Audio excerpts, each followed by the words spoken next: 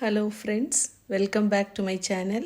இன்றைக்கி சூப்பர் கிறிஸ்பியான ஒரு ஈவினிங் ஸ்நாக்ஸ் பண்ண போகிறோம். ரிப்பன் பக்கோடா எப்படி செய்கிறதுங்கிறத இந்த வீடியோவில் பார்க்கலாம். இந்த ரிப்பன் பக்கோடா செய்கிறதுக்கு 2.5 டம்ளர் பச்சரிசி எடுத்துருக்கிறேன். 1 2 இன்னொரு 1/2 டம்ளர், 2.5 டம்ளர் பச்சரிசி. அதே போல் 2.5 டம்ளர் புழுங்கல் அரிசி. இதுக்கு நான் இட்லி அரிசி எடுத்துருக்கிறேன். 2.5 டம்ளர் புழுங்கல் அரிசி, இதை அப்படியே சேர்த்துக்கலாம்.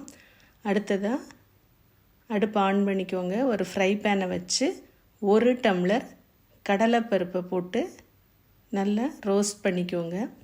ரொம்ப செவக்க வேண்டாம், கொஞ்சம் சூடு ஏறுற வரைக்கும் வறுத்துக்கலாம்.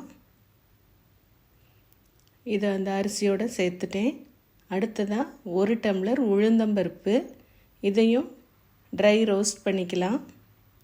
அதையும் அந்த பவுலில் சேர்த்துட்டேன். அடுத்ததாக பொட்டுக்கடலை 1 டம்ளர், இதையும் ட்ரை ரோஸ்ட் பண்ணிக்கலாம். அதையும் சேர்த்துக்கலாம்.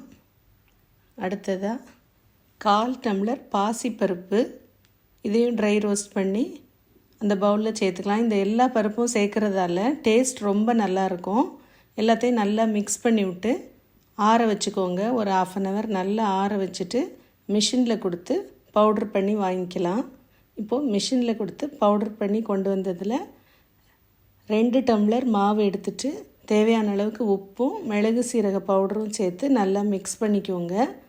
மிக்ஸ் பண்ணிவிட்டு 1 டீஸ்பூன் அளவுக்கு பட்டர் போட்டுக்கலாம். போட்டு எல்லாத்தையும் மிக்ஸ் பண்ணி தேவையான அளவுக்கு தண்ணி ஊற்றி நல்லா சப்பாத்தி மாவு பதத்துக்கு பிசைஞ்சு ரெடி பண்ணிக்கலாம். இப்போ பாருங்கள், பிசைஞ்சிட்டேன் மாவை. இதில் தேவையான அளவுக்கு எடுத்துட்டு நம்ம ரிப்பன் பக்கோடா கட்டை, இது கொஞ்சம் லெங்க்த்தியாக இருக்கும் ஹோலு. பாருங்கள், இந்த மாதிரி நீளமாக இருக்கும். ஒரு சைடு அப்படியே முள்ளாக இருக்கும். இதில் வச்சு ரெடி பண்ணிக்கலாம்.